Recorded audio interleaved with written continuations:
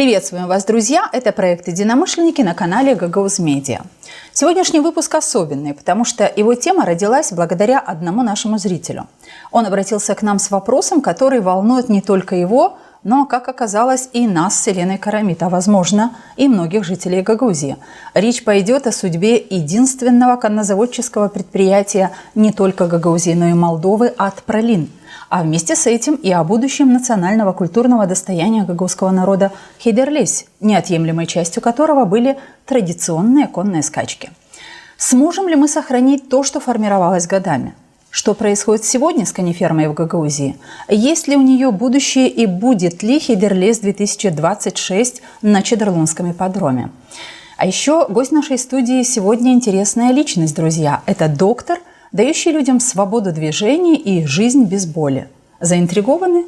Мы тоже. Тогда оставайтесь с нами, друзья. Не забудьте подписаться на наш канал, ставить лайки, комментировать наши дискуссии. Ну а сейчас, через несколько секунд, начинаем.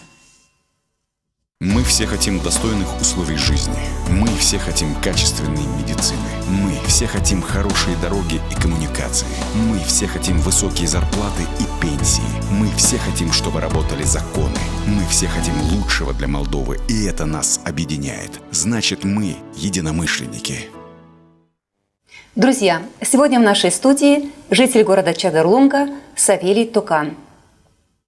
Савелий Тукан – уроженец села Баурчи и житель города Чедерлунга. Окончил золотой медалью зооветеринарный техникум в поселке Карманово Григориопольского района по специальности ветеринарный фельдшер. Второе профессиональное образование получил в Кишиневском институте физкультуры и спорта на факультете массажа и кинетотерапии. Получил специализацию «Мануальная рефлексотерапия» при Олимпийском комитете Молдовы. Дважды проходил стажировку у рекордсмена книги рекордов Гиннесса Николая Касьяна, академика, заслуженного врача Украины, врача-остеопата, родоначальника мануальной терапии. Владелец орловского рысака по кличке Лужок. Победитель конкурса «Приз Барса-2024» в городе Чемишле. Единственный участник конных бегов из Чедерлунского района. Здравствуйте. Добро пожаловать в нашу студию. Добрый вечер. Hoş geldiniz söyleyelim. Anladık hani siz o kadar güzel laf edersiniz Gagavuz dilinde. Düşündük laf edelim mi iki dilde? Nece diyeceğini söyle. Varınca divli dilinde de laf edelim. Kim bilir burada? Lena Fördün? Liber mi? Pekisle. O zaman Binyat. Venit. Benim angesit. Шинчепем. Шинчепем. Bilirsiniz ben götürüyorum Gagavuz dili uroklarını şkolada. Hem de Gagavuz halkın historiyası, kulturası hem adetleri predmetini. Da bir iki hafta geri açan biz öğrenirdik bir temayı bağlı Çadırlunga kasabasından da ben sordum uşaklara ne siz bilirsiniz Çadırlunga için. Birkaç uşaklastan söyledi hani biz bilirsen orada var koniferma biz oraya gittik. Başka birkaç öğrenci de söylediler hani biz bütün ailemizle gittik Heyderles yortusuna da orada olardı at yarışları. Biz seyrettik o at yarışlarını. Da böyle anladım hani benim öğrencilerim de Çadırlunga o bağlı dedi bu iki işlen koniferma hem de at yarışları Heyderles yortusunda. Sanırım dil sadece benim öğrencilerime ama pek çok insana da kim yaşar bizde Gagauzya'da hem bilir, görür, pay alır böyle güzel yortularda. У нас есть перевод на русский язык, есть видео, которое показывает о том, как в Чедерлунге проходит праздник Хейдерлес. Давайте посмотрим на эти кадры и продолжим нашу беседу. Bakalım. Görerken bu кадры, да, глядя на вот это, приблизительно такую картину видели многие годы подряд и жители самой Чедерлунги, и гости Гагаузии, туристы из разных стран. Причем каждый год можно было увидеть там иностранцев. Когда вы мне написали, вы написали о том, что у вас очень болит душа за то, что Хейдерлесь уходит из Чедерлунги. Такой Хейдерлес, который всегда проходил. И конные скачки куда-то... Мы их видим сейчас как раз на да, видео. Вот это то скачки. Зрелище, которое всегда... Это бега уже. А это бега, да. Это вот эти зрелища, которые, ну, они неповторимы. Их нигде не было в Гагаузии, кроме как здесь в Чедерлунге. За Чедерлунгой по праву закрепилось место проведения такого красивого праздника Хейдерлес именно на территории ипподрома самой конифермы. Почему вас это так волнует и что вас беспокоит в связи с этим?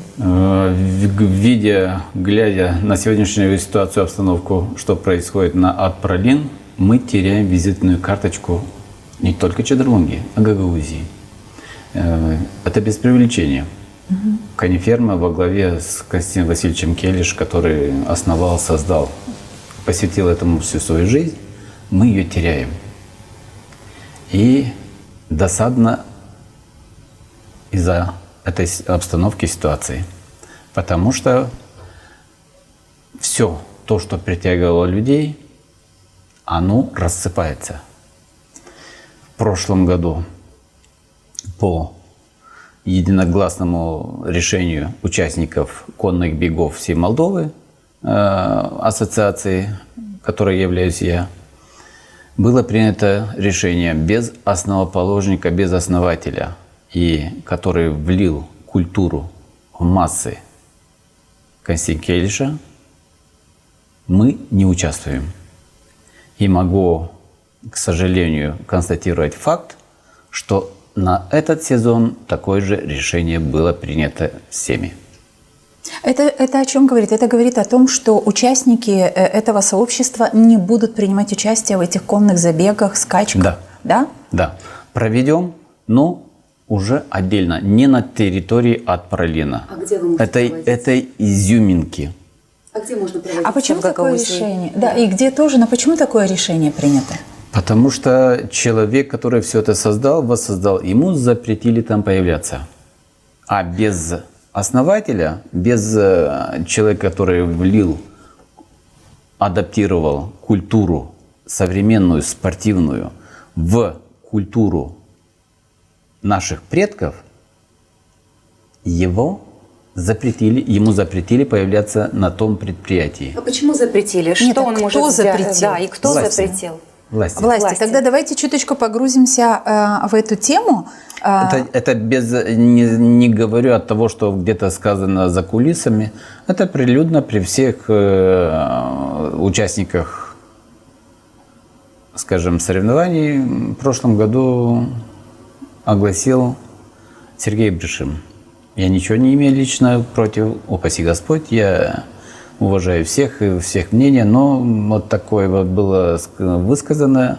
И все единогласно там же при нем проголосовали, сказали, нет, без него мы не участвуем. И тот праздник, который должен был, скажем, на Хидерлес открывается сезон бегов. Всегда это традиционно начиналось в Чедерлунге, на Хидерлес. День Хидерлес. Да.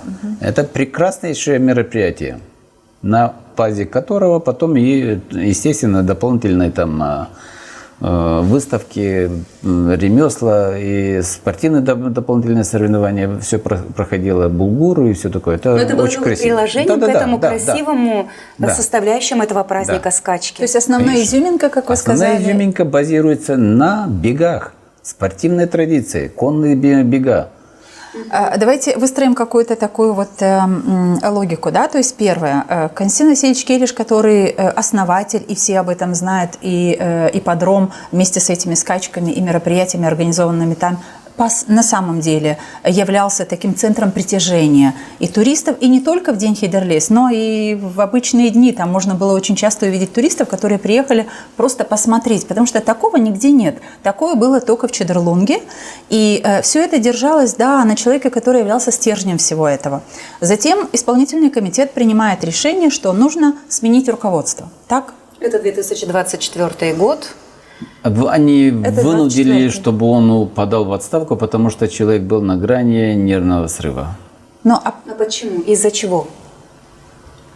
Я в эти Вы не вещи знаете не эти лезу, вещи? это Да, не давайте, моё. давайте мы поговорим о том, что вот смотрите, конечно, мы поговорим о том, И что я власть... перебью, я и нашим участникам всем говорил, и сейчас могу это смело повторить.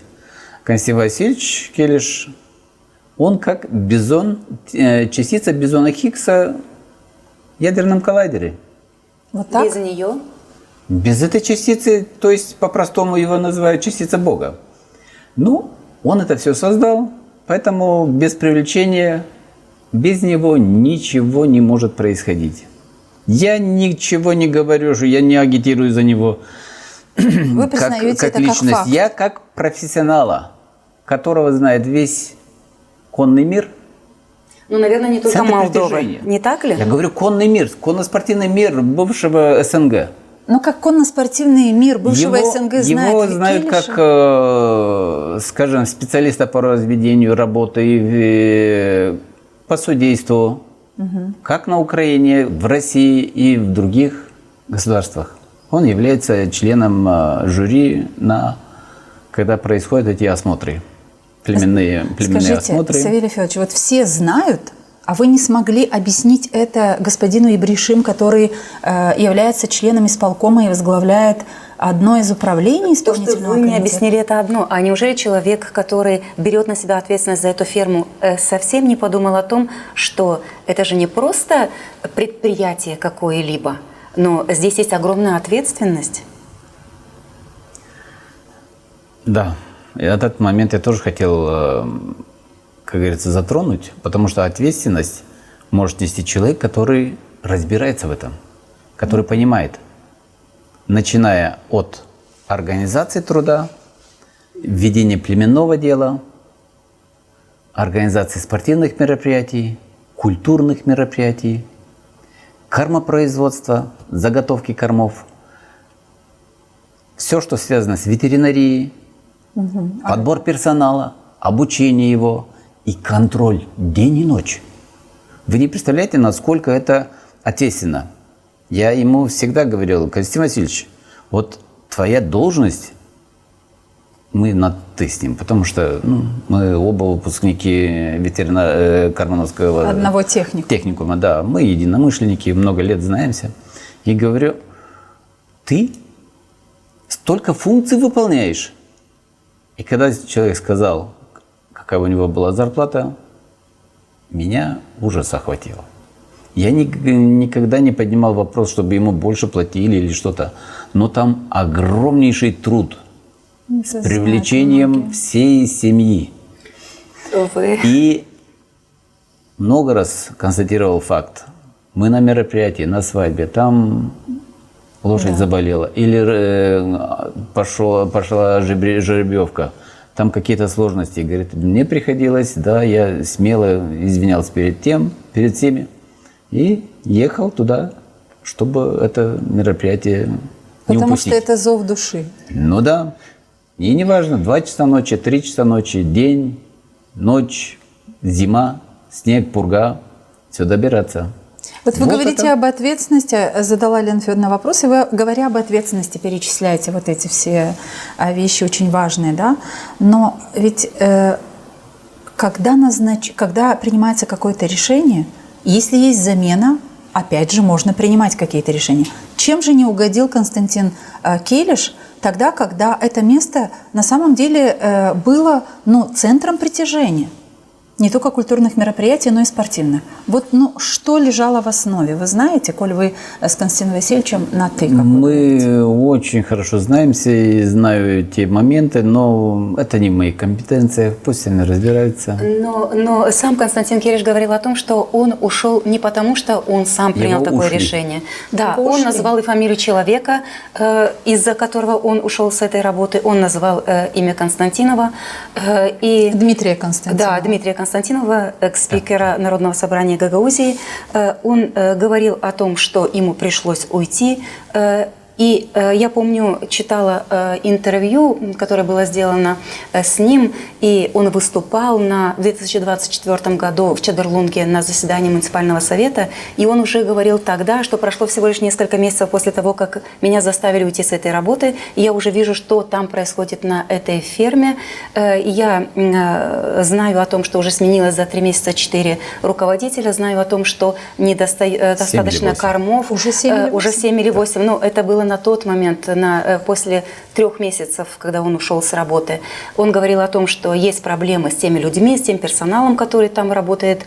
И вот это все, вот за всем этим лежит вот то решение неправильное, кривое, как говорил у нас в студии Игорь Янак, да, он любит это слово, да, кривое решение управленцев, которым показалось, что нужно забрать у этого человека из рук вот эту вот конеферму, и, возможно, но я не знаю, что могло лежать за этим решением, что мы сами будем наживаться, управлять, получать какую-то выгоду.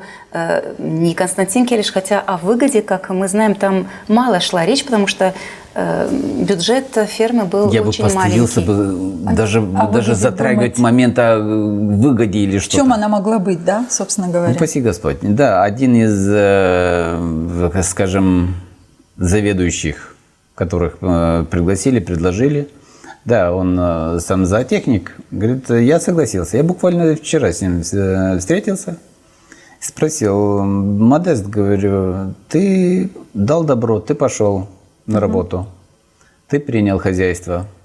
Почему не остался? Потому что, говорю, ходят слухи, что тебе там грозили, угрожали, не знаю что. Нет, говорит, Савелий, я прошел, я посмотрел, сколько там работы. Я, говорит, схватился за голову, сказал, нет, я не потяну даже часть всей работы.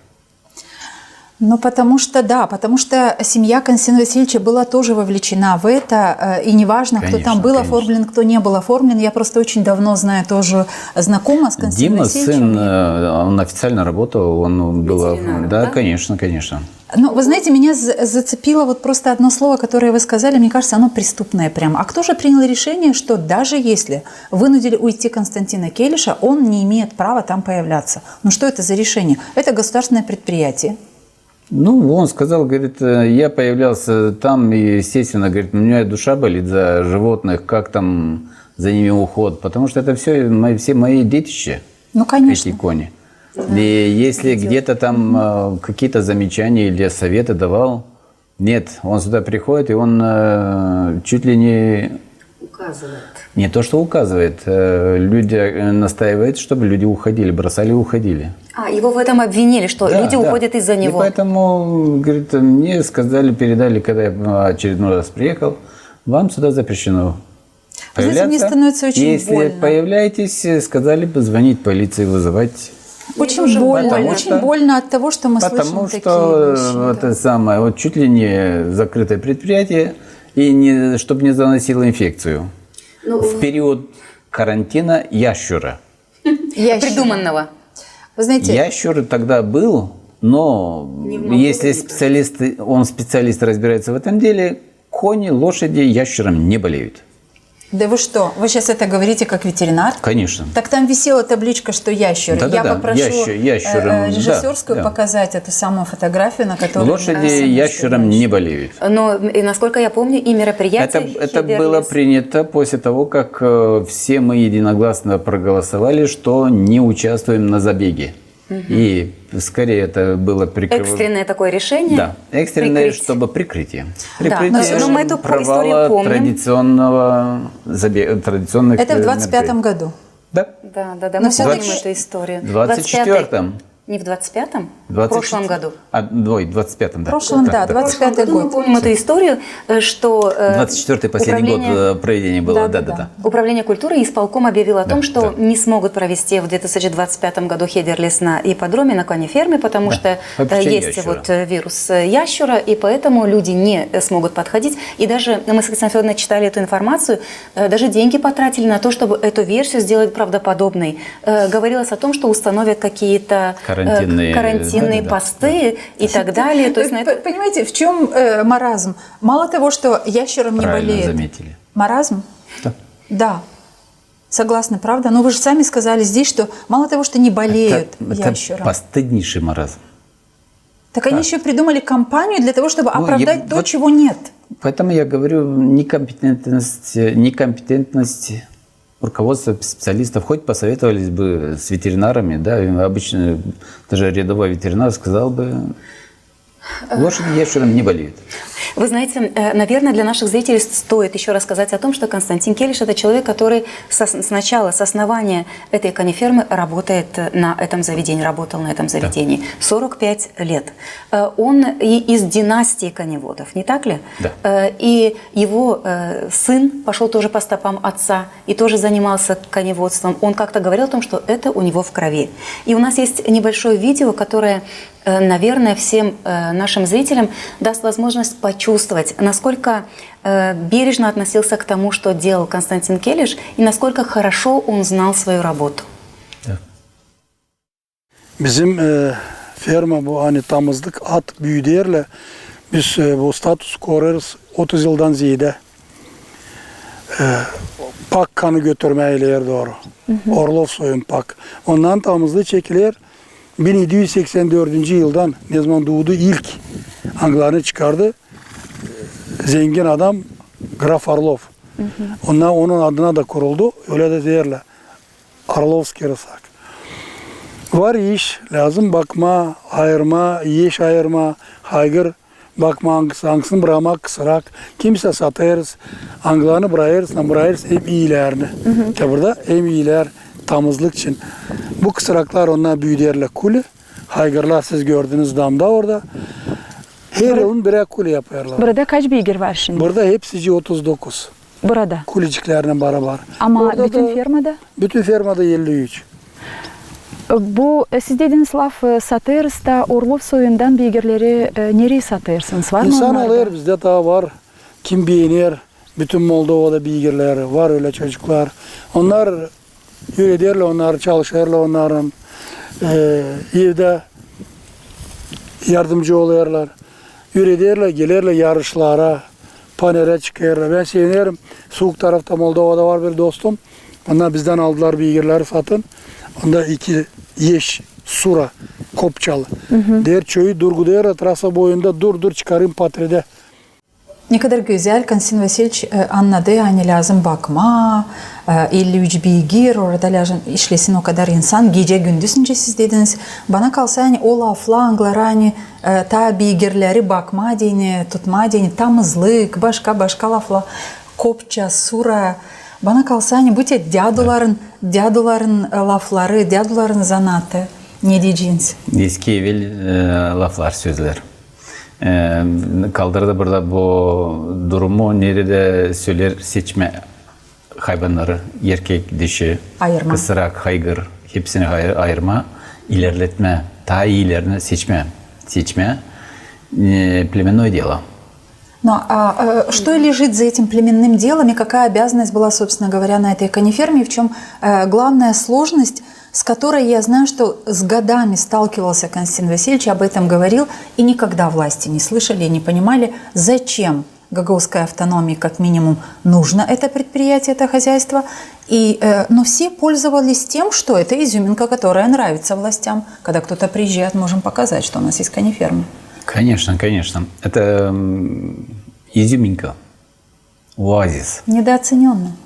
Настолько по-бестолковому искаженное и заброшенное, даже слов тяжело подобрать.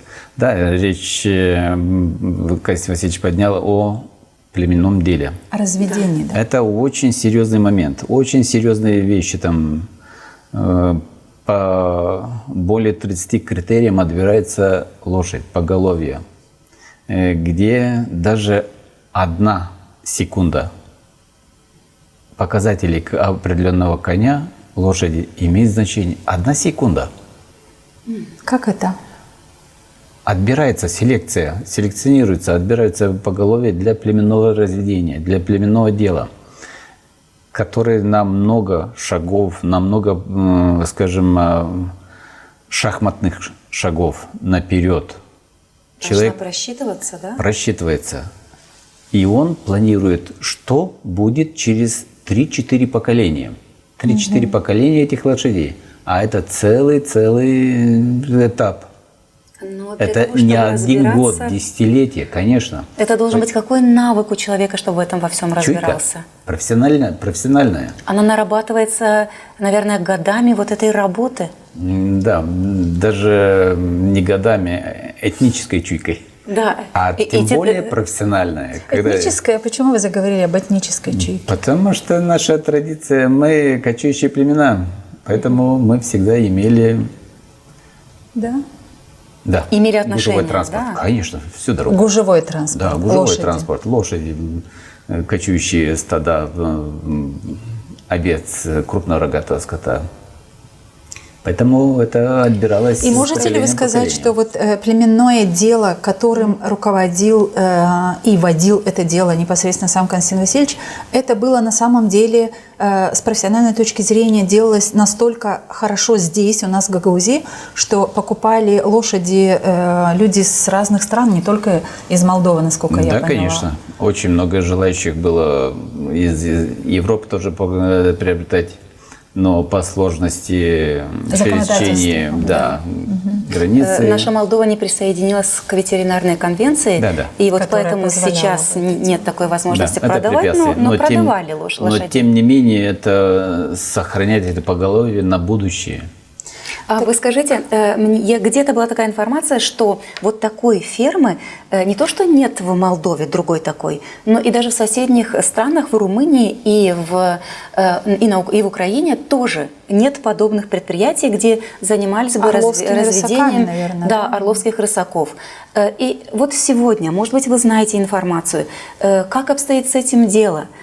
Вот уже 2 года, получается, Константина Там нет Келиша Константина там нет. Сохраняется ли вот это все то, что необходимо для того, чтобы разводить лошадей? Делается ли все по правилам? Есть ли там люди, которые это могут делать так, как это делалось раньше?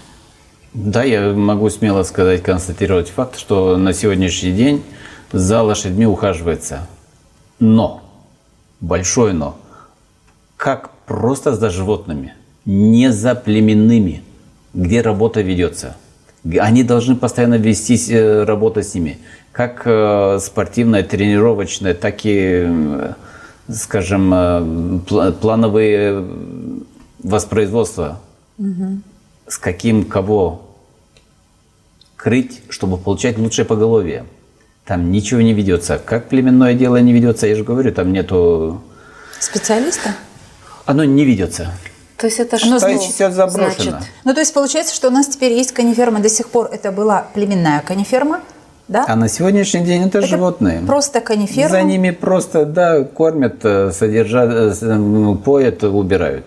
Но чтобы ими занимались, тренировали, адаптировали, тем более прошлогодние же ребята, они должны, даже в отъем не был воспроизведен вовремя, в 6 месяцев, и они очень долго были с кобылами. А к этому времени они должны были уже адаптироваться к тренировкам, то есть к спортивному направлению. Ну, чтобы потом А заниматься. это очень большой, очень важный момент именно адаптации, обучения. Я даже Чтобы, помню, чтобы потом их представлять как спортивные лошади. Вы знаете, даже такой вот интересный момент вспоминается. Константин Келиш сказал о том, что вот через 5-6 месяцев после того, как его Отъем, да. вынудили уйти с работы, он говорит о том, что давно должен был произойти отъем 6 жеребят, но это не было сделано вовремя. На что он получил ответ, что это будет сделано после выборов. Как То есть будто это связано получается, что все то, что сейчас происходит вокруг этой фермы, связано с выборами. И тут как раз отсылка к мероприятию Хедерлес 2025. Вы, не знаю, где, потому что 2 праздника было на тот момент. Это в был прошлом первый году. год, чуть поясни, может быть, Да. Лена Федоровна, это был первый год, Да. а после того, как исполком вмешался в жизнь и деятельность конифермы и вынудили Константина Васильевича уйти с этой должности, кониферма осталась без него, без его сына, которые там выполняли ключевые роли. И тогда, в 2025 году, исполнительный комитет стал перед задачей, а как проводить эти самые соревнования, конные скачки, если ваше сообщество отказалось участвовать в этих самых конных соревнованиях, правильно я понимаю? И объявили, что Хедерлеза не будет, он не состоится. Тогда Примария приняла решение провести Хедерлез уже без этих забегов, без мероприятия, но уже в парке. А потом последовала критика. И Почему потом управление срочно культуры они- не проводит? Потом срочно отменили ящур, Отменили срочно. и дубликат прошел вот этот... И вот у нас есть видео как раз с того Давайте посмотрим. мероприятия, которое прошло на предприятии на конеферме. Мы здесь прекрасно Ну видим, вот как раз те лица, о которых мы говорим, да, что Ой, даже кто... не хочу смотреть. как наш национальный Но праздник нам придется на это красивейший, смотреть, как минимум красивейший, потому, чтобы да. знать те лица, которые развалили это хозяйство, собственно Не говоря. буду смотреть. Которые привели, вернее, вынудили уйти человека, на котором все это держалось, и который по праву и по специальности, и по профессии занимался и был уважаемым, авторитетным, и это место делал очень уважаемым и авторитетным, вынудили уйти господина Келиша. И вот они, лица Константинов Дмитрий, который назван самим Константином Васильевичем, да, человеком, который посягнул на это предприятие. И вот вы видите, тут вы говорите, не хотите смотреть, а вот это совершенно политическое мероприятие прошло, Хейдерлес. Оно уже было не такое, как обычное Хейдерлес. То есть на том месте, где проводился показывают? национальный праздник Хейдерлес, вот это место стало местом проведения каких-то политических акций. Вот и интересно, вот эти люди, которые сейчас рядышком друг с другом идут, и Илья Узун, и Константинов, и все остальные, привезли сюда и Викторию Фортуна на этот праздник, и устроили какие-то смотрины там. Ну, откровенно говоря, именно Виктория Фортуна была главным героем, которому показывали все, что в этот день проводится на Хейдерлесе, здесь, на этой территории. Вот. То есть это был главный герой. Но Хейдерлес-то, в общем-то, во все годы, столько, сколько он жил, проводился, главным зерном и главной такой изюминкой этого мероприятия, повторимся еще раз, были всегда скачки, да? Скачки, бега, соревнования, показательные выступления, вывод кобыл с жеребятами. Потому что это достижение. Красиво. Это не просто красиво, это достижение. Это результат многодневных, ежедневных тяжелых трудов. То есть, может быть, не поняли власти вообще, что они делают? Потому что вы понимаете, вот вы сказали... Поэтому и я на них не обижаюсь. Некомпетентность и... Но мы можем не обижаться, но мы должны признать, что вот эта ферма, она может исчезнуть. С болью, с большой болью. Но это определенно, можно даже назвать преступлением по отношению к этому предприятию. Мы на днях с людьми разговаривали и говорят, да, за такие вещи в былые времена лишали должностей, наказывали, даже сажали. Но вот люди идут так красиво. Это преступное действие. Так красиво, красиво одеты, в национальные костюмы. У них даже если и мысли, нет и мысли о том, что они сотворили что-то очень плохое. Последнее мероприятие 2024 года, когда было массово, некоторые эксперты говорят, что посетило более 35 тысяч человек. Последнее массовое мероприятие. Где еще соберет такое количество людей, которые заинтересованно будут следить за мероприятиями, связанными с национальной С культурой? нашими традиционными какими-то изюминками. Все соседи с завистью смотрели. Все столько комментариев, столько этих звонков. Молодцы, как у вас так получается? Мы даже близко не видим такого. Те же румыны, Румыния, Украина. Да, проходят скачки, бега. Но оно скромно, то есть спортивное мероприятие. Ну а здесь все в нашем месте. Мощнейшее, многонациональное, все этнические группы практически представители, были конечно, представлены всегда. Конечно, вся Молдова. Да. И все радовались. Нас с таким азартом люди готовили целый год своих коней, лошадей. А да, это не так легко. Это очень... Вы на своем примере, может быть, можете сказать о том, что такое подготовить лошадь и себя как наездника для того, чтобы участвовать. Кормить ветеринарно и все такое, готовить ежедневные тренировки. А как вы это делаете ежедневно? Конечно. А вы нам расскажите, потому что мы не знаем. Мы когда посещаем такие мероприятия, мы точно так же, как все зрители, туристы, мы просто видим, как это все красиво, как это изящно, какие красивые, на самом деле, меня всегда привлекали красивые кони, лошади, такие благородные, столько грации, благородства. Вот что за этим стоит? Это 90% заслуги Константина Васильевича, потому что их вывести, когда есть что выводить, красоту, лоск, наводим кормлением, содержанием и тренировками, подготовкой. Да, это ежедневные тренировки. Да, к сожалению, не стыдно, что я не каждый день не успеваю готовить, тренировать. Но это ваша собственная лошадь? Да, это мой собственный. О ней мы тоже поговорим чуть позже. Собственный конь. И это ежедневные нагрузки. Кормление, содержание, поить, обязательно тренировать, выгуливать. Если даже грязь, по-любому надо вывести на корты, погонять хоть немножечко. И те 6-7 человек успевали это делать, которые работают там, на этой ферме? Да. Такой маленький персонал. Вы знаете, мне кажется, что мы говорим огромный сейчас... труд. Это огромный труд. И люди, которые весь сезон, всю зиму готовят своих коней, лошадей И тут на тебе праздники, его отменили. Люди в депрессии были. Как? Как такое допустилось, что вот настолько традиционно красивейшее мероприятие было... Отменено. Игры политиков. Но вы говорите, что это в 25-м году. Вот вы знаете, у нас есть видео, мы нашли его в обращении Константина Васильевича тогда, когда в 25-м году он обратился к жителям Чедерлунги и пригласил их на другое место для проведения Хейдерлис. Давайте послушаем, а потом мы, конечно, поведем разговор о нем. Дорогие мои земляки, уважаемые чедерлунцы и гости нашего города, приглашаем вас в наш парк Победы вместе провести наш праздник Хейдерлис. Он будет немножко в другом варианте, но все равно он наш праздник, он родился в Чедерлунге, он проводился в Чедерлунге и будет проводиться. Приходите, будет интересно.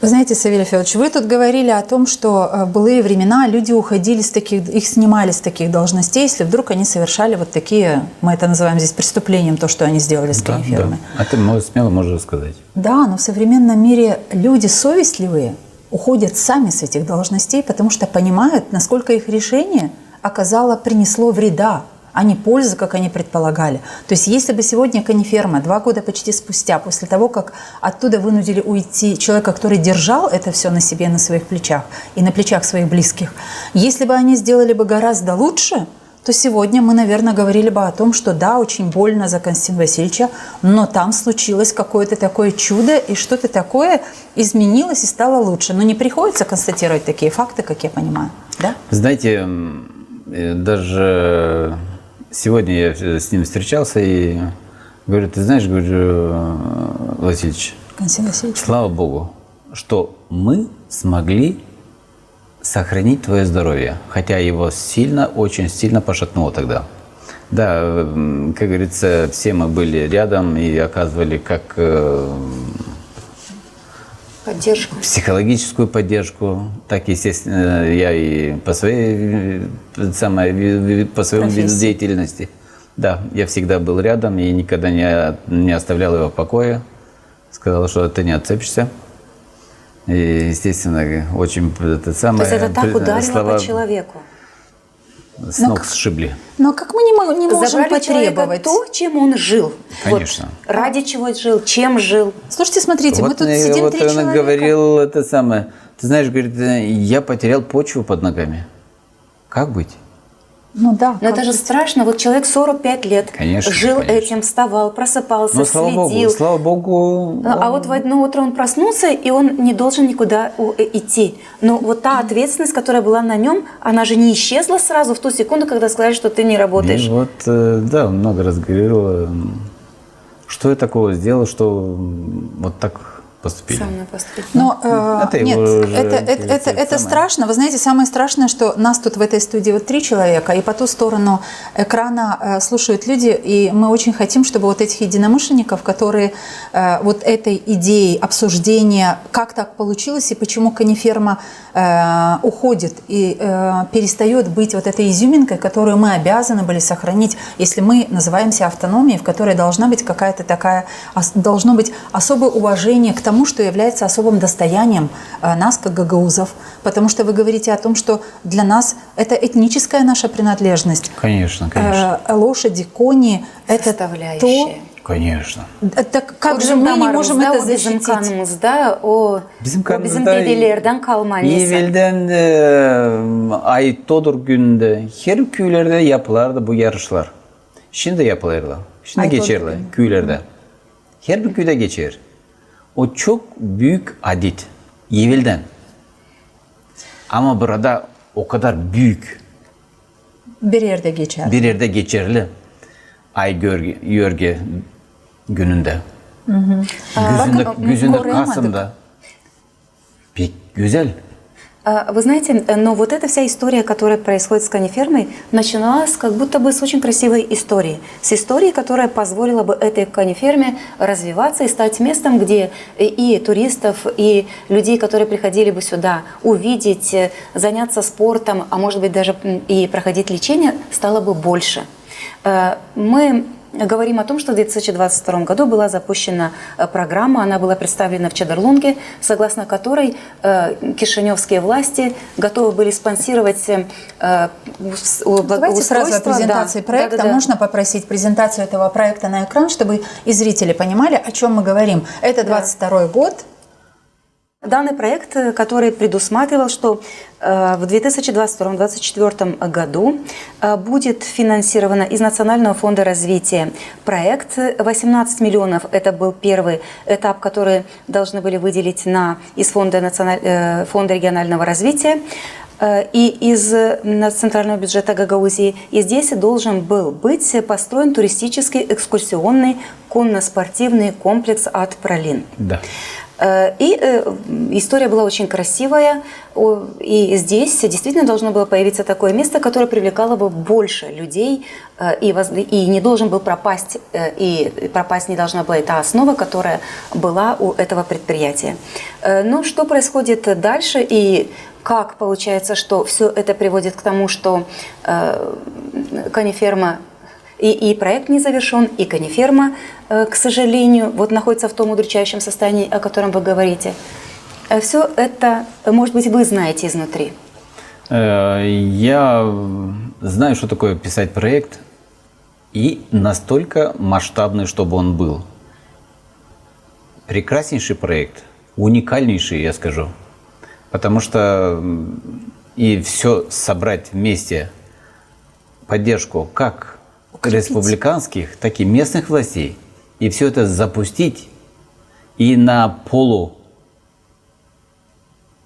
достигшем уровне остановиться, решение. Забросить, это кощунство, это преступление. А вы знаете, как получилось? Получилось то, что в 2022 году вроде как хотели сделать лучше для этого предприятия, привести вот эти суммы денег, о которых сказала Елена Федоровна. Правительство одобрило, их дали бы, и предприятие должно было бы укрепиться серьезно и стать шире даже, да, со сферами услуг, которые оно оказывает. Центр притяжения. Но в результате получилось, то есть там был бы манеж, давайте раскроем, что было бы, да, там был бы манеж, куда могли бы приходить дети и заниматься конным спортом, да. И не только дети, люди любого возраста могли бы это делать. Возможно, туда были бы внедрены вот эти вот специфические такие ипотерапия, да? Да. Больных детей, особенно, да, это говорят, что очень полезно для лечения детей. Даже гостиница предусматривала строительство гостиницы. Небольшая, да? И вот все это ушло это в 2022 году было заявлено. И в том же 2022 году, когда обсуждалась эта тема, Дмитрий Константинов сказал следующее. Вот давайте посмотрим на этот текст Дмитрия Константинова. Мы его подготовили для того, чтобы и для нас с вами, и для наших зрителей зачитать. Дмитрий Константинов, спикер НСГ в эфире Гагаузского радио и телевидения в августе 2022 года сказал: а что там будет строиться за эти 18 миллионов? Надо пойти посмотреть. Наверное, такой же поднавес, который сегодня есть. Но будет еще европейской моды, и дороги, наверное, обновят. Я думаю, что это слишком шикарно для нас. Даже эти 2 миллиона мы в болото кинем. Дальнейшее существование Ат-Пралин никто себе даже не представляет, что и как там будет, сказал Дмитрий Константинов. Да, не знаю. Вот понимаете, то есть он в 2022 году услышал о том, что есть такая идея, поддержанная правительством, дать дополнительные средства развития этого предприятия. И прямо тогда он еще сказал: еще никто не знает, что будет с этим Ат-Пралином дальше. Не надо давать эти деньги, это деньги в болото. Может быть, именно тогда и начался вот этот сыр-бор вокруг того, что надо бы прекратить финансировать это мероприятие и поставить там другое руководство. Я не могу судить, кто что сказал, но то, что оно к этому прекратилось, это очень трагически. Это нельзя допускать такие вещи, потому что это центр притяжения как туристов, спортсменов. И самое важное – лечение тех же детей методом ипотерапии, контактность. Один из очень важных моментов – развитие конного спорта.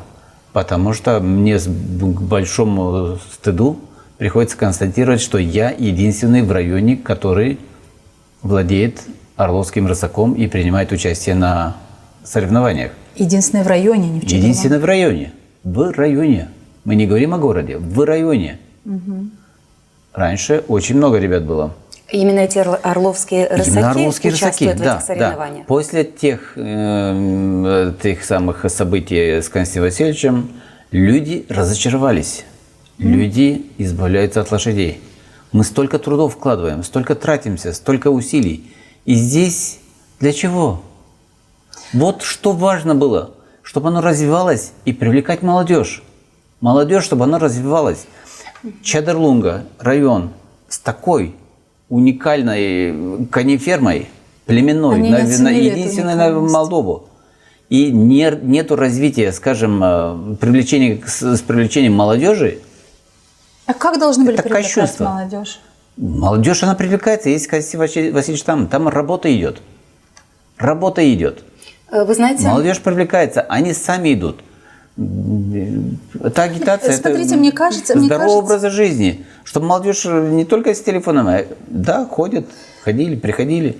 Смотрите, что получилось. Мы не смогли убедить. Я тогда мог с своим конем приехать туда, к Константину Васильевичу. Я ставил в известность: Константин Васильевич, я приеду туда тренировать своего коня на дорожке. Можно? Конечно, Савелий, это для нас. А сейчас я не могу.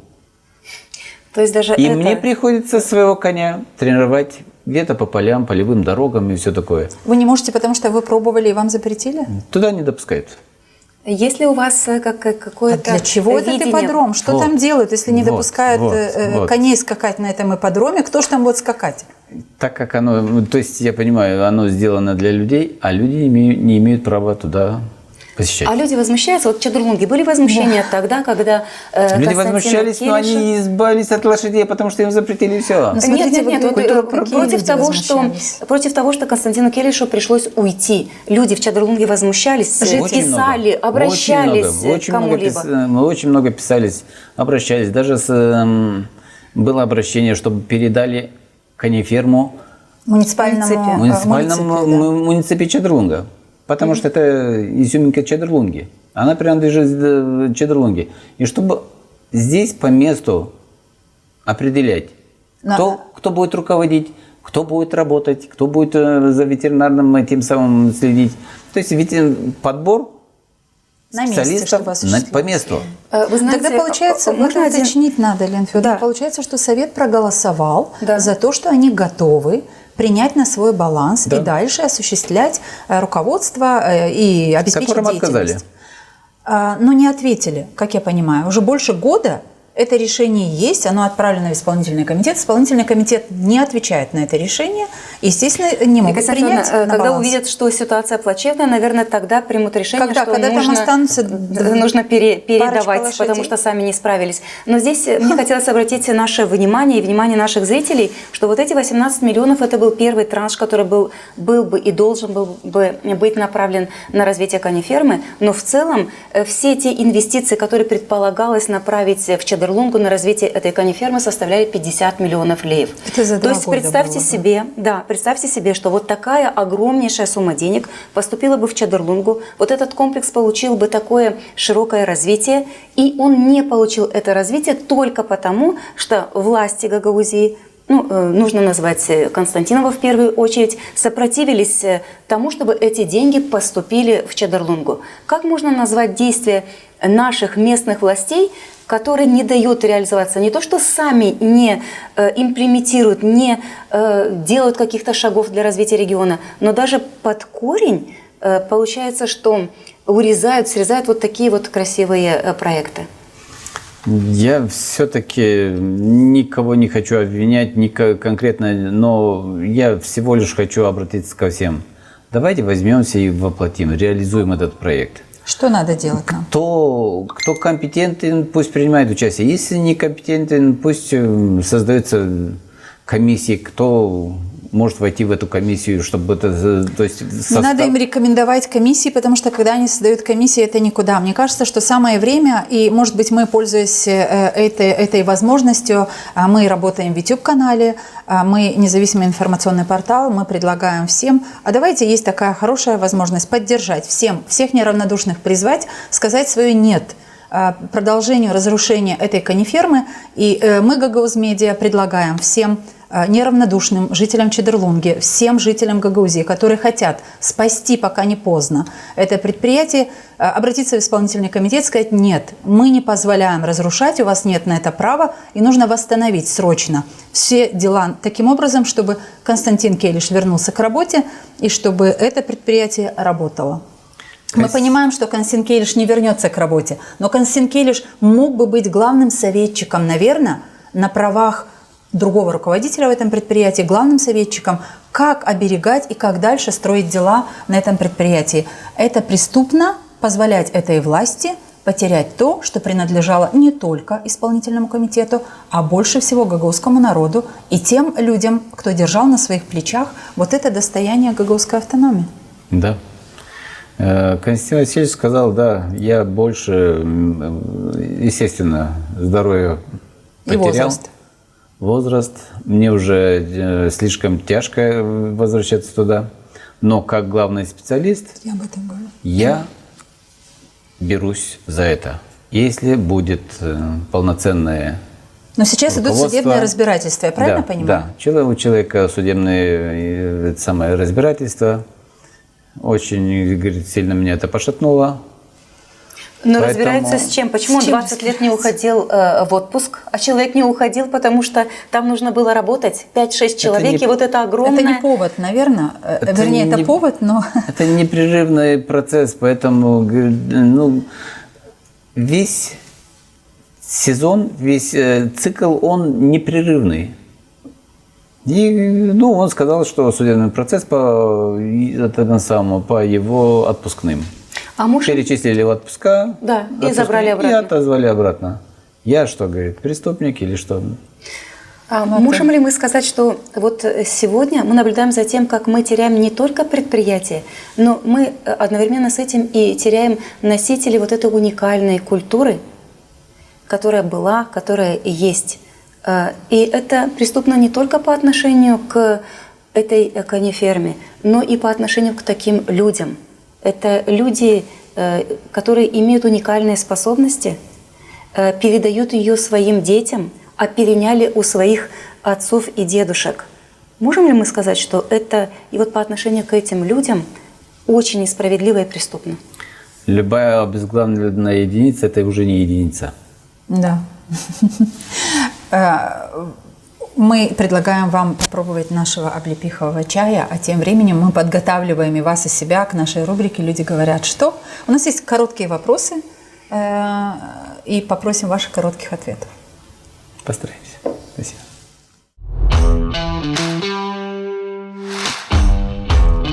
Люди говорят, что...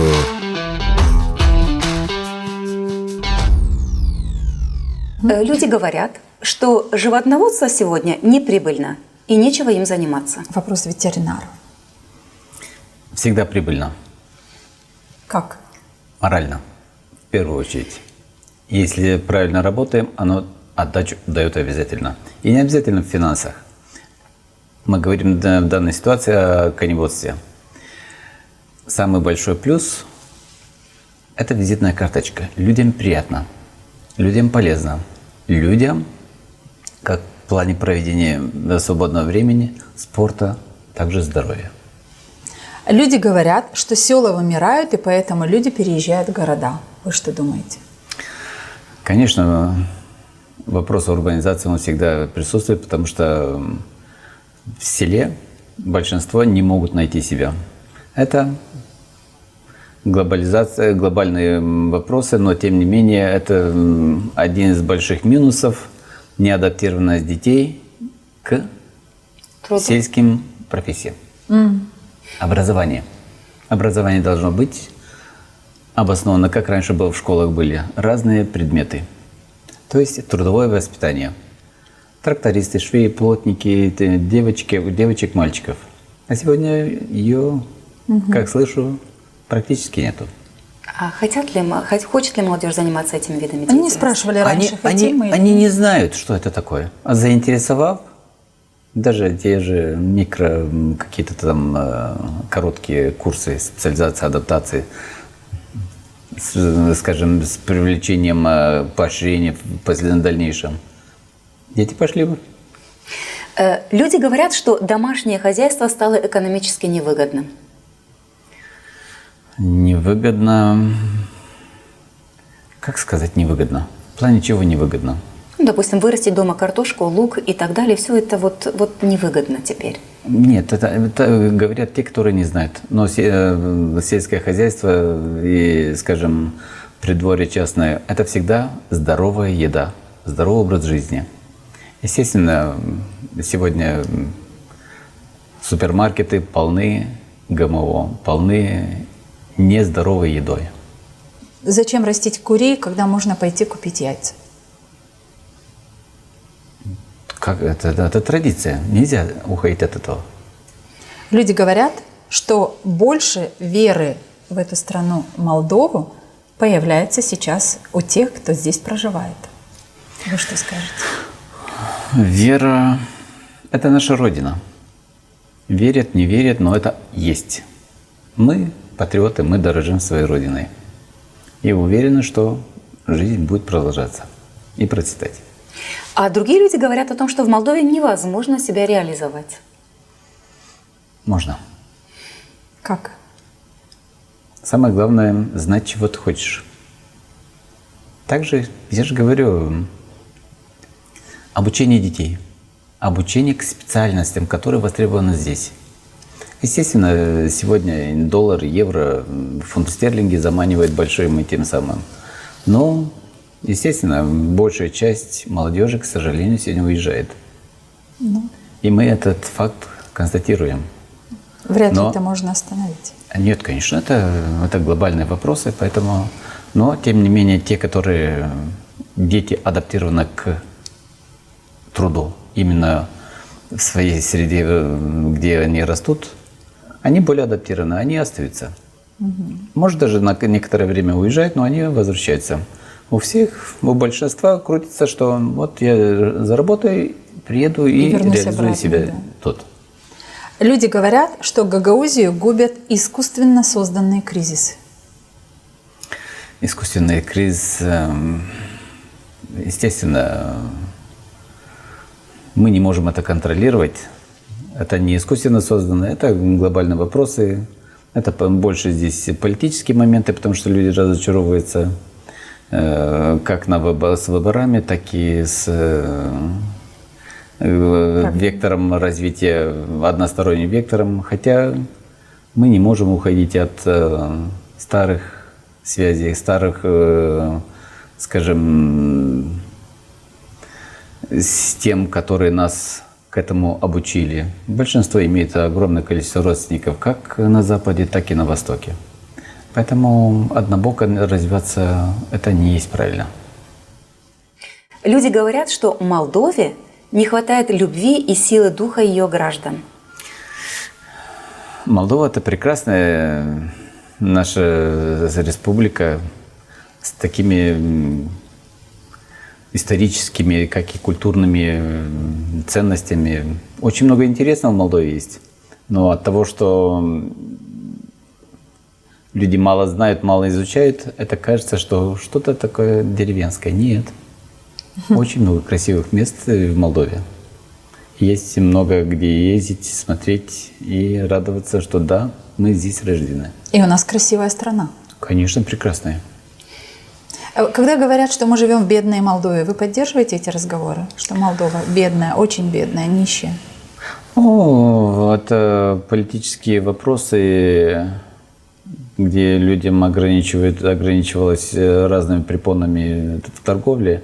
Естественно, экономика падает, и это уже, и, скажем, инвесторы начинают сомневаться. Но это не бедность, это все временно. И надеемся, верим, что власти найдут выход из этих ситуаций, и все будет хорошо. Мы говорили о том, что Молдова красивая страна, но нам самим нужно научиться видеть красоту в нашей стране, вокруг нас. И мы сегодня очень много говорили о Константине Келише.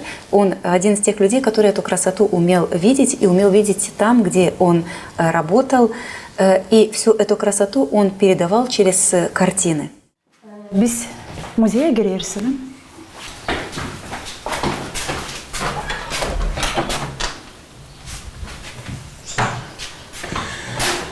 Burada bizde muzey. Burada topladım çok işler. Varınca çekitme bu eski Patret'ten bu jurnal 1957 yıl. Fimiye Moldovi. Bu Moldova'da çıkardı bu. Bu benim dadım. Bu benim babam.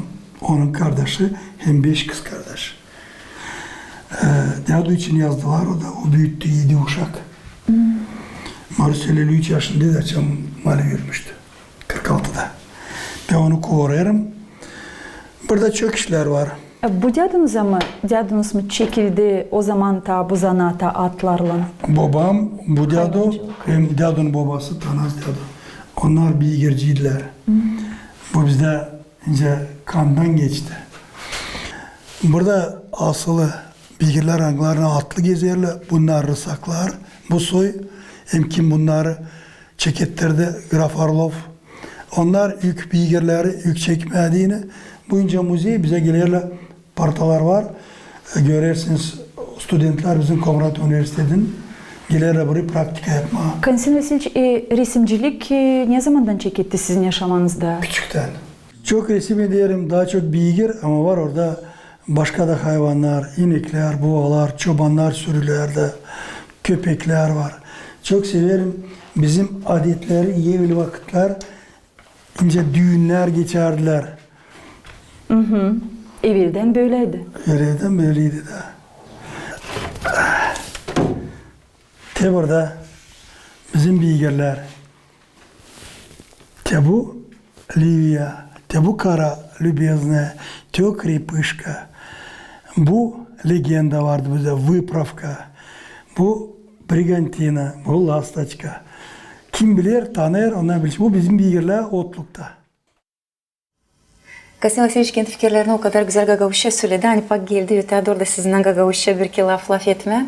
Bugün bu güzel müzey var mı orada? Bugün bu kartinalar orada bulunur mu? Bunlar hepsi onun kendi işleri, kendi neler yarattı. O çıktıktan oradan onları hepsi. da aldı oradan. O müze onun işlerinden boşaldı. Şimdi o zaman ipodromu kullanmıyorlar, kimse onu görmeye bırakmıyorlar orayı. Bu küçücük müzeycik hani burada var. Ben de ondan 2023 yılda yaptıydım bu kolverimi Gagavuz Meydanı Moldova bir kanalında. O müzeycik de yok. Nice anladım. O zaman Tayleri oraya vardınca gitme ne zaman istersin? Açma bir telefon, gelme, ailecesine. Uşakları götürme. Uşakları, dostlarla bakma, görme. Şimdi oraya yokunca girmedi. Bunu çok laf ettik ki об этом говорили в первой части нашего выпуска, но во второй мы очень хотим поговорить чуть-чуть о вас и раскрыть и вас больше нашему зрителю.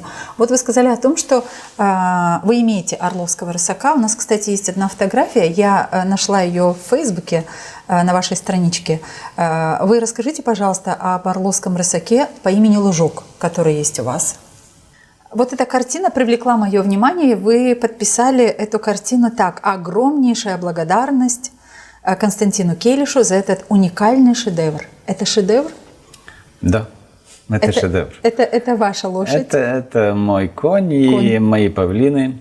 Константин Васильевич, когда говорит тяжко на душе, Савелий, можно я приеду к тебе отдушину получить от общения с конем, посмотреть, пообщаться, повспоминать? Конечно, пожалуйста. И он, когда приезжает, видит коня, и эти два павлина постоянно возле него крутятся. Это друзья. Два павлина, два самца, белый и черноплечий, это друзья Лужка. И говорит, слушай, это надо запечатлеть. Говорю, будет огромная просьба, пожалуйста. И вот она. Этот труд родился когда, вот эта картина? Когда она написана? Неделя.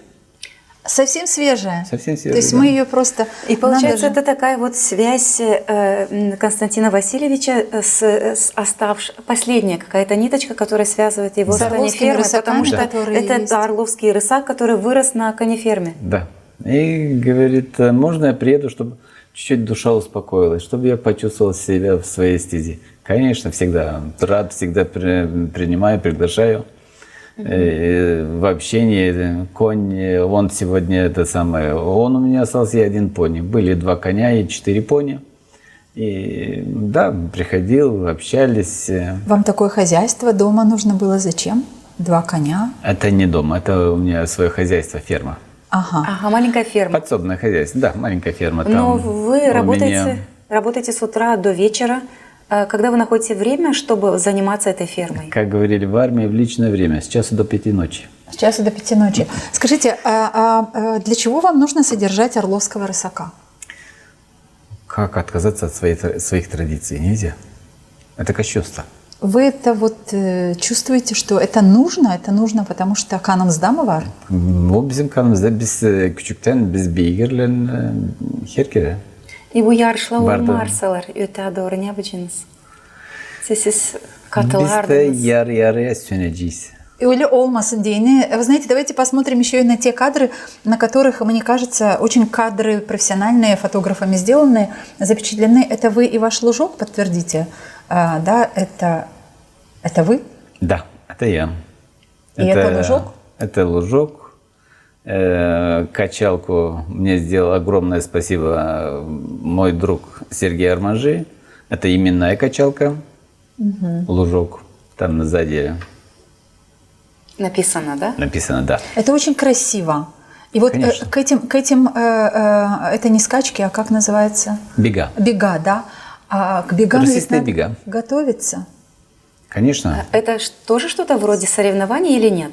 Конечно, это сколько соревнование. это занимает времени? Как лужок себя показывал на этих соревнованиях? Лужок всегда показывает себя хорошо.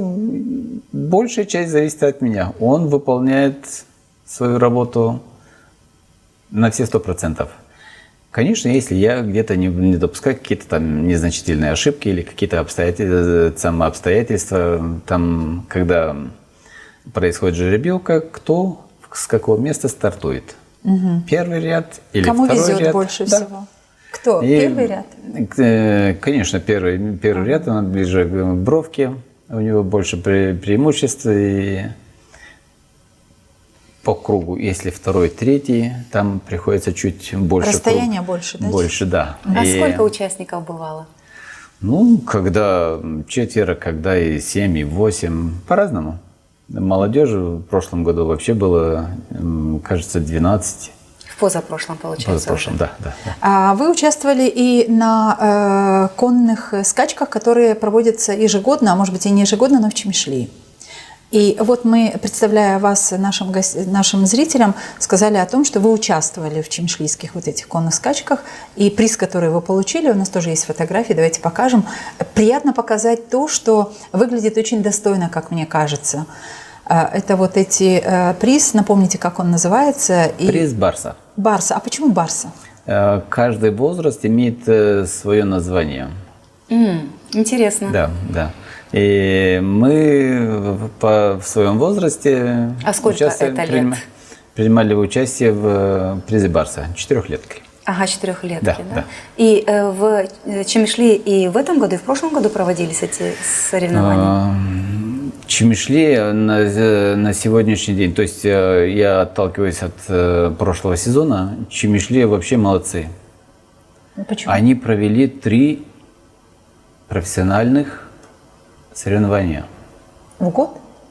За лето? За лето. За лето? Конечно, соревнования за один сезон проходят, как раньше проходили в Чедерлунге, Тараклии, Камрад, Бессарабка, Чимишлия, Дрокия, Фонтаница, Приднестровье. И в связи с тем, что в Чедерлунге не прошли соревнования, Чимишлия взяла на себя. В Тараклии не провелись соревнования, тоже они провели. Чимишлия взяла. Чимишлия, То да. есть сейчас сместится, может быть, вот этот центр, если не в Чедерлунге, Если то... на сегодняшний день в Чимишлии более 6 лошадей, от 6 до 10 лошадей, которые принимают участие, и сравнить до 10 лошадей Чимишлии и Чедерлунский район 1. Одна лошадь ваша? Это ваша Да, лошадь, да, принимала участие? То есть центр, они молодцы. Да, большой респект, уважение этим людям. Как участники, так и власти оказывают помощь. Конечно, конечно. Они молодцы. Поэтому большущий. Да, и Камрад не провели в прошлом году. Камрад, Чадрулунга, Тараклей не провели. А почему? Ну, я не знаю, у них какие эти самые причины были, но Чадрулугу я могу сказать. И... Ну, в общем, мы-то думали, что только в политическом смысле у нас что-то не так в Гагаузии. Так оказывается, еще и в этих вопросах тоже все не так, потому что куда пытается оказать свое влияние и давление какая-то политическая структура Гагаузии, обязательно это учреждение начинает страдать. Ну и вот происходит вот такое разрушение, практически как в случае с Канифермой. К большому сожалению, были слухи, что тоже по политической причине не проводились и в Тараклии, и в Камрате. Тоже политическая подоплека. Вся жизнь отдана на откуп политикам. Но если мы говорим о вас, а можно еще и вот о павлинах на этой фотографии. Почему вы стали разводить павлинов? Как они появились на вашей ферме? Ну, райская птица. Ну, какая красота. Это вот у вас? Да, это мои птицы. Это белый павлин. Предыдущий был, это черноплечий павлин. Это очень красиво. Есть и там, вот они, два кореша, которые, это друзья Лужка. Друзья Лужка, это Да, очень да, красиво.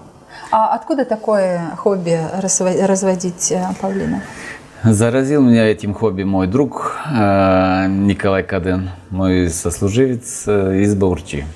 У него огромное количество разных видов птицы. Да? Да.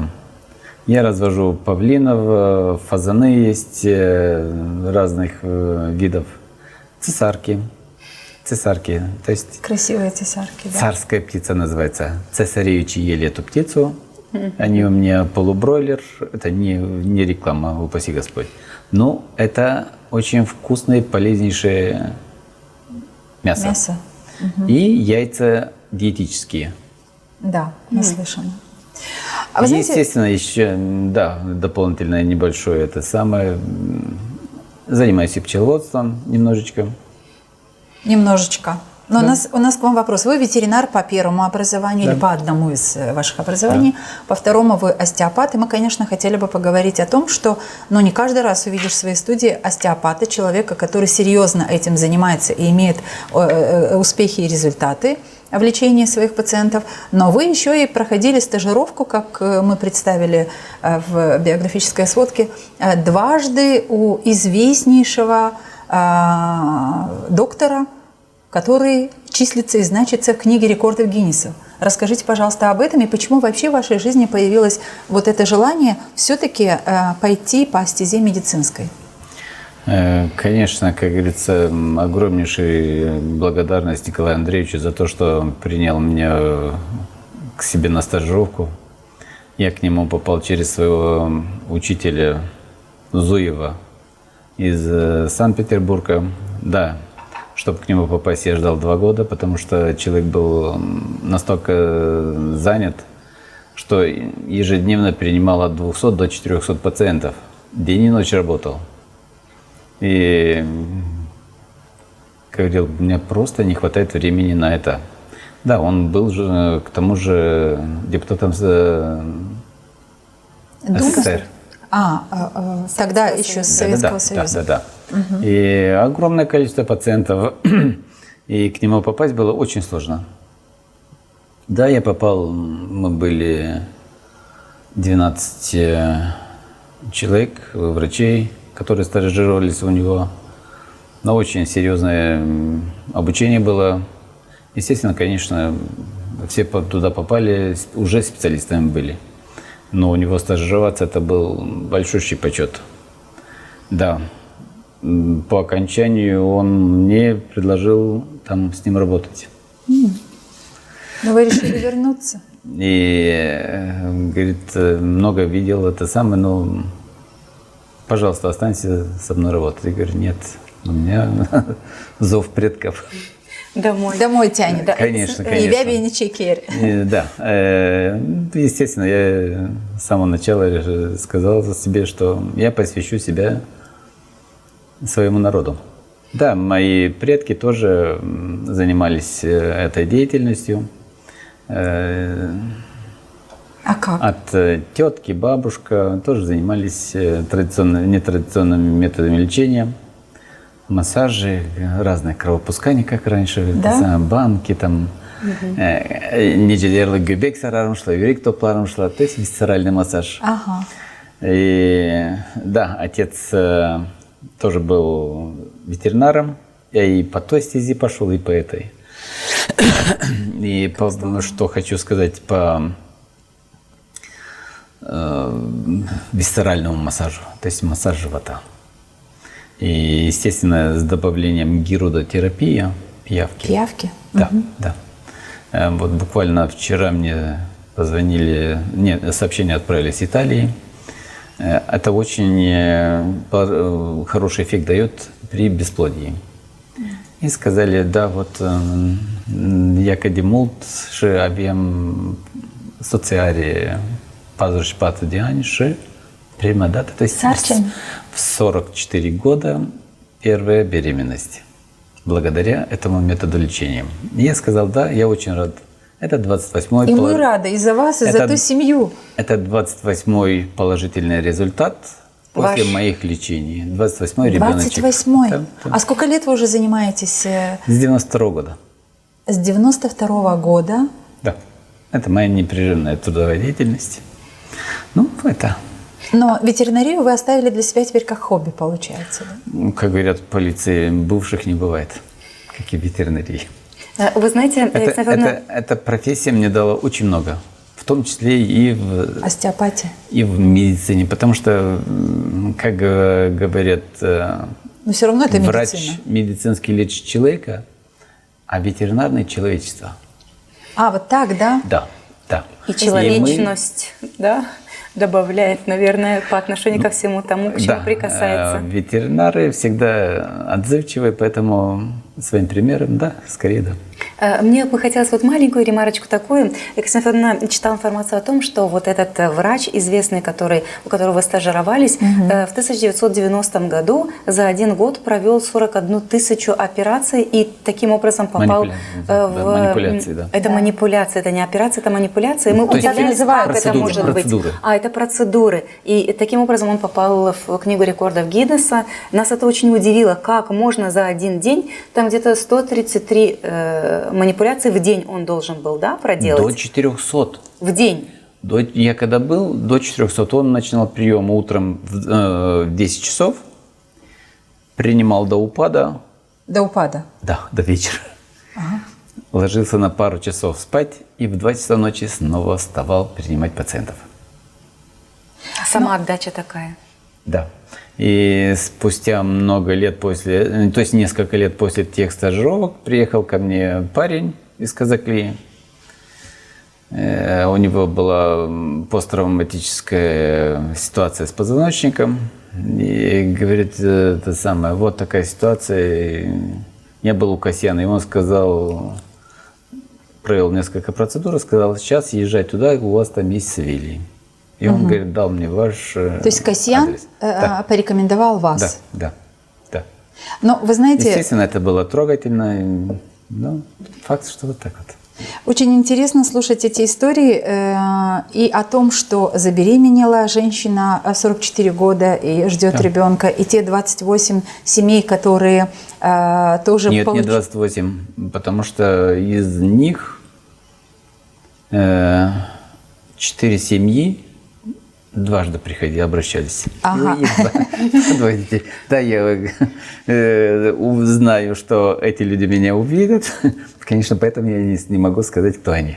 Нет, ну это даже не обязательно, вы понимаете, сам факт того, что то, о чем вы говорите, радость жизни, вообще радость дарить жизнь, радость ожидать рождения ребенка, мне кажется, выше этих радостей не бывает для любой женщины и, в общем-то, для любых семей. Поэтому мы разделяем вашу радость. Те люди, которых лечил и которые бывали вот у доктора-остеопата Савелия Тукан, который сегодня в нашей студии. Вы знаете, вот когда вы позвонили, мы с вами общались и договорились о том, что вы придете к нам в студию, я чувствовала вот эту боль, которая раздавалась в вашей душе, что нужно что-то делать. Нам нужно что-то делать, чтобы не позволить Во-первых, сломленный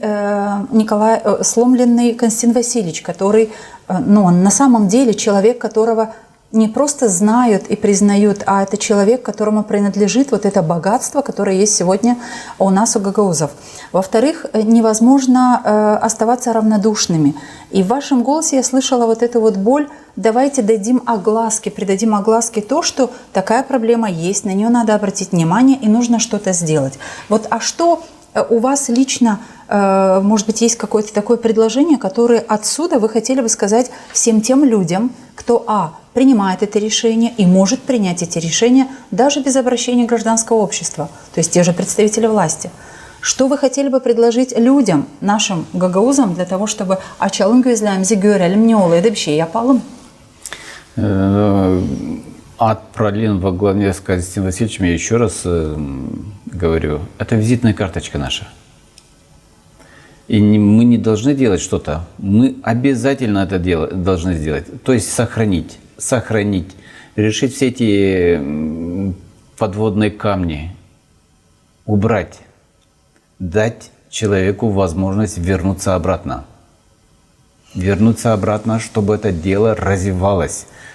Эти 2 года, которые ушли, хоть на этих этапах прекратить распад, разрушение этого уникальнейшего предприятия. Потому что если так оно будет, через пару лет отберут лицензию. Это превратится в обычная кониферма, которая растащится. То есть она может потерять свою уникальность.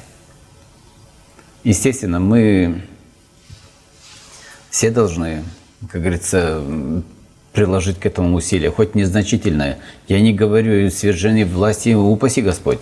Я все-таки надеюсь, рассчитываю на здравомыслие наших властей. Разобраться, собраться, чтобы все точки над «и» этого человека оставить в покое. Потому что мы все не вечны. Да, абсолютно.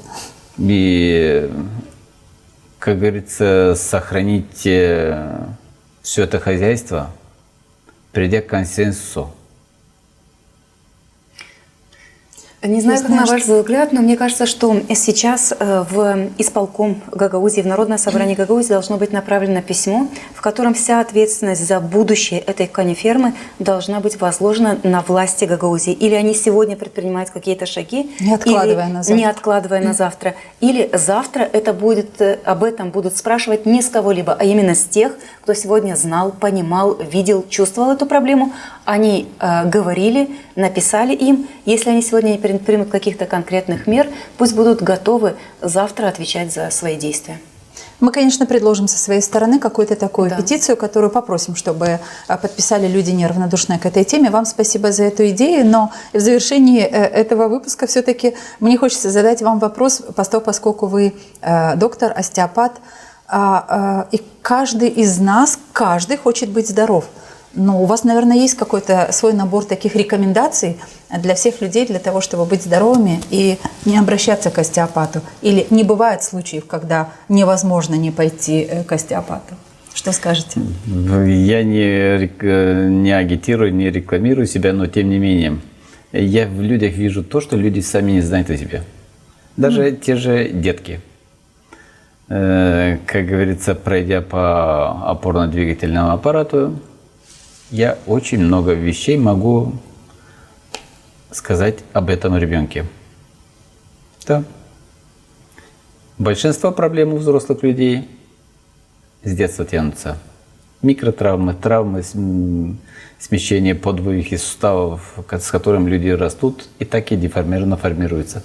Поэтому всегда с профилактической целью, пожалуйста, обращайтесь.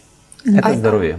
А просто, Ксения спросила, как беречь свое здоровье, чтобы не приходилось обращаться к врачам сегодня на современном этапе жизни, в этих условиях, в которых мы живем? Обычно всегда говорят, движение – это что? Зарядка, жизнь. Жизнь. Нет движения – нет жизни. Биомеханика человека, как и у животного, она формируется, крепнет в движении. Метаболизм, обмен и восстановление – это все движение. Спрашивают иногда, не устаете? Да, я тоже хочу подсобное задать. хозяйство, и кабинет тоже, естественно. Я всегда говорю, я когда устаю, я делаю какие-то там упражнения, вытяжения. Но когда очень сильно устаю, я танцую. Это серьезно? Серьезно. Вот, поэтому, значит, вы такой... Когда никого нет, я активный какой-то там танец. Это из, Амахавалар нёсой, музыка. из жизни восточных народов, Китай, Япония. Все люди в возрасте, они занимаются движениями. И большинство из них танцует. Простенькие, неважно. Ясылинс анга хавалар. Bizim gagavuz хавалар моса башка хавалар мы верец Активные. зәтү иренни. Активные. Bizim havalarla sağlıklı olamıcana. Хавалар, бен хава это музыка, а Да-да, хавалар. anladım. Her активный yorgun bağlı. Ama beğenirim step. Ага, степ. Anladım şimdi. O zaman o kadar çok... Это снимает усталость с отечных тканей, как суставных, так и мышечных, сосудистых. Движение жизни. Движение жизни. Да, каждая молекула в нашем теле – это активная. Чем больше мы их утруждаем, забиваем, тем больше они коксуются. При активных движениях обогащение кислорода и вывод токсинов и всевозможных. Поэтому будьте здоровы. Я сейчас пришла к такому выводу, что детей надо отводить к вам, для того, чтобы понять, что не так и что надо делать. Да? Потому что вы говорите, я смотрю на ребенка и все вижу. То есть вот эта идея, не идея, а вот эта история о том, что мы, родители, часто бывали недовольны, что у детей очень много книг, тяжелые рюкзаки. И вот этот постоянно сгорбленные дети, которые тащат эти тяжелые рюкзаки, это серьезно для здоровья детей? Особенно для детей, которые имеют уже травмы. Оно усугубляет, оно их формирует деформированно. А потом это как на здоровье И отражается? всегда говорят, поправь плечики. Да. Нет. Не сутулься. Плечи, как язык, они ничего не имеют с позвоночником. А что надо подправлять-то? Позвоночник. Держать осанку. Всего лишь одно движение выравнивает весь позвоночник. Мы сидим все вот так. Всего лишь надо, если в боковой проекции. Так. Подбородок на уровне грудной кости. Так надо сидеть? Не только сидеть и ходить.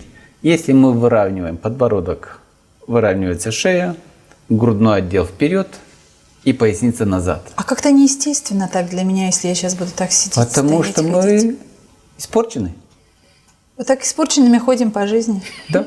И ускоренно стареем. И ускоренно стареем. Но вы при этом говорите это с такой приятной улыбкой на лице. Ну, а как по-другому? Это так, только Как так. по-другому? Это жизнь. Если мы выравниваем, мы в первую очередь освобождаем позвоночные артерии, которые поступают к голове. И снабжают. Мы их освобождаем, и идет кислородное обогащение. Естественно, И жизнь становится интереснее, и И веселее. ярче. Естественно. И ярче картинка Как жизни. говорят, да? глазки открываются шире. Глазки открываются шире. Давайте на вот такой хорошей ноте. Да, мы только для наших зрителей завершим здесь, поставим точку, а с вами хочется еще пообщаться в этой студии. Благо у нас есть чай. Мы еще пообщаемся. Спасибо вам огромное. В первую очередь за вашу гражданскую активность. Потому что недостаточно знать то предприятие, которое разрушается, недостаточно хорошо знать или дружить с человеком, который 40 лет отдал этому самому предприятию, этому замечательному делу, который действительно является достоянием гагаузской автономии. Надо быть еще гражданином активным, надо быть неравнодушным. Вот за это неравнодушие вам огромное спасибо. И я присоединяюсь к предложению Лены Федоровны. Нужно все-таки нам, и мы это сделаем, как Гагауз Медиа, как два ведущих этого канала. Очень рассчитываю на это. И не только я. Мы запустим петицию, и давайте попросим всех людей, которые неравнодушны к этому, подписаться. И отсюда мы шлем приветы Келишу Константину Васильевичу, который заслуживает того, чтобы получать вот такую поддержку, которую как минимум в этой студии сегодня, благодаря Савелию Федоровичу Тукан, мы попытались передать в первую очередь тем людям, которые неравнодушны к этому предприятию, к тому, что оно разрушается. Давайте все вместе станем участниками, подпишем петицию, обратимся к властям и потребуем возвращения Константина Васильевича Келиша в эту самую кониферму для того, чтобы дальше продолжать развивать и радовать не только Чедерлунга, но и всех туристов и гостей автономии. Мы, Елена Карамид и Екатерина Жекова, говорим вам, друзья, спасибо, оставайтесь с нами, до встречи. Мы все хотим достойных условий жизни. Мы все хотим качественной медицины. Мы все хотим хорошие дороги и коммуникации. Мы все хотим высокие зарплаты и пенсии. Мы все хотим, чтобы работали законы. Мы все хотим лучшего для Молдовы, и это нас объединяет. Значит, мы единомышленники.